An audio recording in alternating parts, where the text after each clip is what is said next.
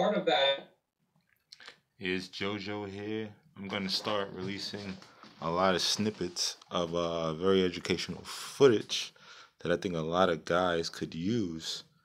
And I think because 330 people kill themselves based on custody cases and child support cases where they pay and they're still not able to see their kid.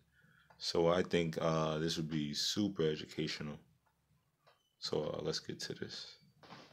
is historical. It used to be that children were property and that only men could own the property. So 200 years ago, people used to basically lease out their children into indentured servitude, and the male of the family, the male of the household, was allowed to keep all of the earnings of those children. This was a very common practice from colonial times up until about 100 years ago. So most of our understanding and our legal basis for child custody is based on the fact that children were property and that only one person can own the property, basically. And so who gets the property? Where our legal basis for all of this has shifted over the last 100 or so years, 150 years, is that we've come to understand parental rights and children's rights under the term liberty under the 14th Amendment, and the idea that there are liberties that can't be taken away from us by another individual. They don't belong to another individual. Now, the state can punish us by taking them away, such as our freedom to move around. They can put us in jail. They can take money from us and fines and penalties and those kind of things. But those liberties belong to you, and you can't give them to anybody else. Everybody else has them. What gives the authority to take a child away? What are the three, you mentioned in your book that there are only three reasons a judge can take a child away. Right. You want to talk a little bit about that? So the Supreme Court said that a state court cannot come in and simply take over from a fit parent and determine that child's best interest in the face of a fit parent. It is presumed that fit parents make the decisions that are in the best interest of their children. So until you can prove that that parent is unfit, the judge can't override those determinations. And look up the definition of unfit in Cornell law. Is that why there's? Let me interrupt. Is that why there's a rash of unfit parent? Of false allegations against the other parent, restraining orders. Your Honor, he's a risk. She's a risk. She does drugs. He's violent. He does this. Then they automatically false allegations, which have to be proved, and puts the person who's being restrained on the defensive, and now I have to prove myself innocent. That's part of it, Kevin. The other part of it is that nobody holds the trial courts to a level of due process. She hit it right on the nose. And so they come in and instead of actually making them prove that that person is actually unfit, they tend to try to redefine it and just say, you're worse than the other parent. That doesn't make them unfit. And so they come in and just completely forget about the actual strict scrutiny levels that they're supposed to use with the liberty, because remember, as Ron said, they haven't gotten used to the idea what it means that to be equally with your child and have equal time and rights is a liberty, not a property anymore. And so they come in and they make these allegations to inflame the emotional part of the court into thinking they need to protect the child. And now you've got the situation where the judge is like, oh my gosh, what they forget is what exactly are they protecting the child from? And then they don't require them to actually hold that type of hearing, which would be a quasi-criminal or criminal type of hearing on child abuse, child endangerment, and they don't get to redefine these things. But in family court, everyone gets worried and scared because the judge has enjoyed so much absolute power and absolute discretion that they all feel that they need to please the judge and do what the attorneys say that they need to take from the other parent just to hold on to their part of their rights. So these parents that are making these allegations most of the time, from my experience with people that I talk to, are doing it because they feel that if they don't. I seen people get their kids taken away based on a marijuana positive urine test or any kind of drug test to test for marijuana and get tested positive and get their child taken away or even children. When they didn't exercise their Fourth Amendment right. Their Fourth Amendment right. You cannot seize or take anything and use your Fifth Amendment right. You will not incriminate yourself. Even look up James DeWayne, law professor, saying the Fifth Amendment, the right to remain silent, wasn't invented for a guilty person. It was invented to protect the innocent. It was getting alleged of doing different things and crimes and everything. So you have the right to remain silent and not incriminate yourself. But let's continue. Don't prove the other parent bad, they're going to lose their part with their child. Well, how does one insert their constitutional rights? Well, wait a minute. I have no criminal background. Exactly. So why are you asking me to do something if I have no criminal background? Visit with my child. I would not incriminate myself. I have no criminal background. Wait a minute. The way to do that is in the pleadings. When you file your initial, now we're not lawyers, right? So we're not telling you the legal details of how the to facts do is this. the facts. We're Use your talking about common the sense. logical process of the law and where all these things take place. You still need an attorney to do this by the letter. Don't get of the law brainwashed by the guy sitting behind the bench. And the way this all works generally is that you file pleadings with the court and you show your cause for why you want the court to do certain things. Now, when you file your pleadings and you say the court has wide discretion to determine best interest of the child, you just bought into their system. You've been suckered into their system, and you're telling the court, Judge, make a decision. We want you to make a decision because we're getting divorced. The way to change that is say, we're coming to this court for a divorce between two adults. We want to dissolve our marriage. We do not wish to divorce our children. We are not giving up any of our constitutional rights to our children. We do not believe this court has jurisdiction to determine the child's best interest in the face of two fit parents. And all the court can do is divide those rights equally, or really, even more technically than that, is determine when each parent can exercise those rights. And each parent is equal in this, so that has to be 50-50. We're equal in divorce. We're equal in marriage, and there's always conflict there between those rights, but the mechanism of the marriage gives us an informal way to resolve those conflicts of rights. How are the children's rights? That is so crazy. We're equal in marriage. So how do we become unequal out of marriage? Doesn't make sense. Does not make sense. Where does the Constitution protect the children's rights in all of these proceedings? So children have First Amendment We're always rights, equal. they have 14th Amendment rights.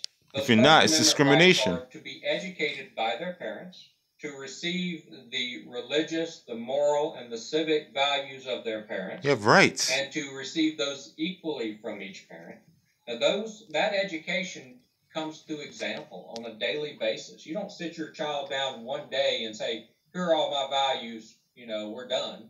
That goes through daily interaction and important things like when the child comes to ask you for money to go to the movies with their friends, those are all points in time where you get to instill your values on those children.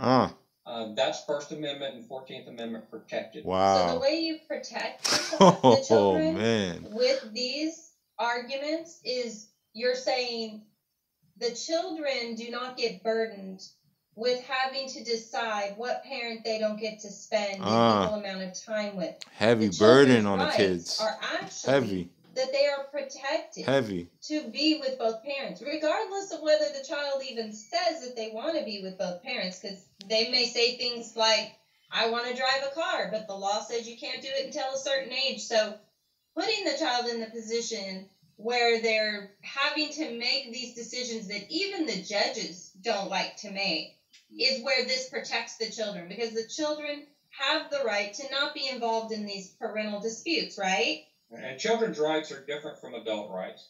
Children have all the full rights of adults, but they don't have the capacity to exercise those rights.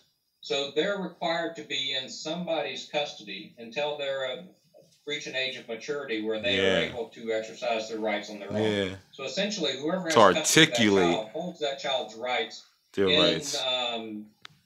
What's the right word? They hold those rights in trust for those children. Okay. Yeah, right? it's like a trust fund of rights. Oh, man. Interest. And parents have that right, according to the Supreme Court, to make those decisions for those parents, for their children. Yeah, and actually, we have one case that we've been working with at the Center for Redress, the Vandenberg case, where Dr. Vandenberg wanted to pray with his child, but the mother didn't want that. Wow. And eventually, I guess the child didn't want that, and so the mother helped the child make that decision. Long story short, 3 years, Mr. Vandenberg has not even been able to pray. He's only had supervised visits. A sealed envelope went before the judge. The judge said, Mr. Vandenberg, your daughter doesn't want to be with you now. Now, keep in mind, the mother is in the psychological field. And I listened to the audio court hearing. Wow. The judge says, I have a sealed envelope. And in the sealed envelope, your daughter wrote to me saying, Your Honor, I don't want to be with my dad. But Mr. Vandenberg was not allowed to see that document.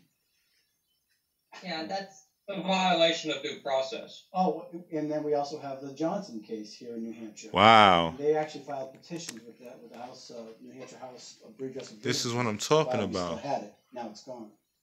But again, here's another father. This is what always happens. The one parent gets the majority of the time, and when they have the majority of the time, they begin to brainwash and coach the kids to just move away from the other parent.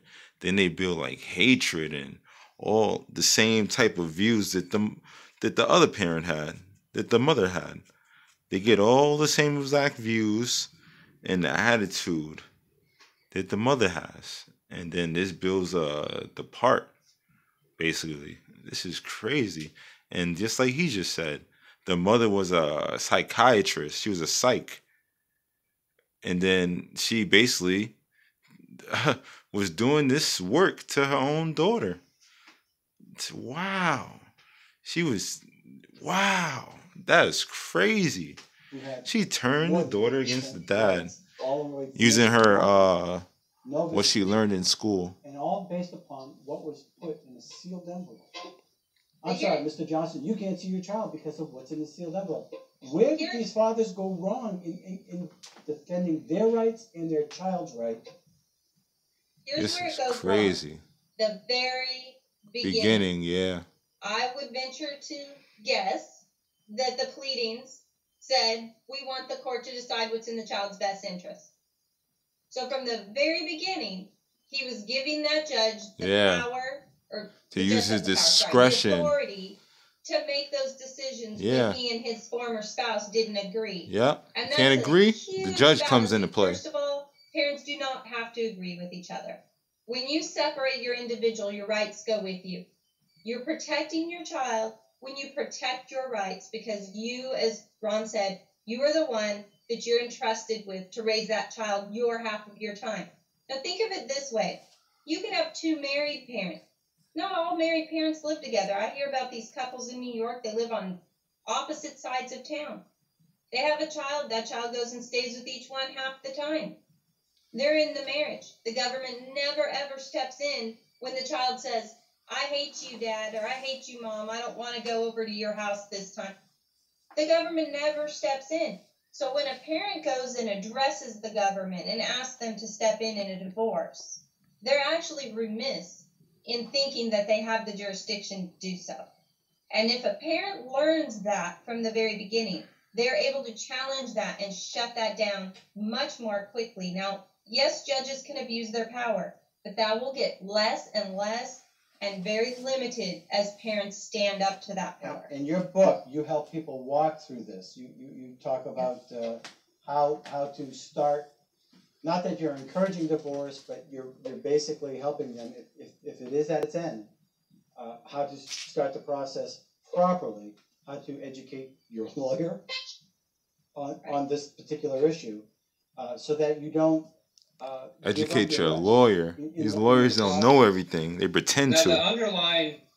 the foundation of this book goes. Because no lawyer has a license. They don't have a The foundation of certificate this book is parents' rights and practice child's rights. on the bar We frame administration. this book in context of divorce. They don't have a That's license. our experience, and So that's you give what it we if suffered you all get an this pain affidavit, from. that lawyer has to This is the prove process that he has a hurt our children, license. and that's the process we want to fix. If he's There are other representing processes out there where states the mother try to or support parents whoever you're fighting and against, they have to deprive parents of prove their rights. they have a All of the license. And if cases they in don't, this book can be applied to the that as affidavit well. is So it's not void. exclusively about divorce, but the arguments are framed in terms of divorce. Yeah, the book is a basic foundation because And it what we're doesn't finding stand. is happening is parents, attorneys, It's just the judges, facts, yo. they Just the don't facts. even have that basic understanding of what their rights are, and that's causing the problem. They don't. If you don't have the information in your head, you can't use it. So can we ask you to come on at another time to talk about some more topics on your book? Absolutely. I would like to ask though, if there's one message that you want to leave with parents today, they got the feeling that they may be going through divorce, and they have 2 or 3 children, 1 child. What final thought do you want to leave with them right now? To understand those rights so that they can defend them properly. They need to find out quickly what those rights are, and they need to frame this process properly for the courts so that they don't lose their rights. Or if they do at the trial court level, that they have a foundation to appeal and get those rights protected. Not in the Child's Best Interest by Ron B. Palmer and Cheryl L. Palmer. How do they get in touch with you? Sherry. Sherry. I read it too. Of course, Sure. I didn't have my Sure, glasses. her sister, Sherry L. otherwise it Palmer. wouldn't be such a big deal. How do they get? Is your book on Amazon? Not in the child's best It is. interest. Look it Do up. you have a website? FixFamilyCourts.com.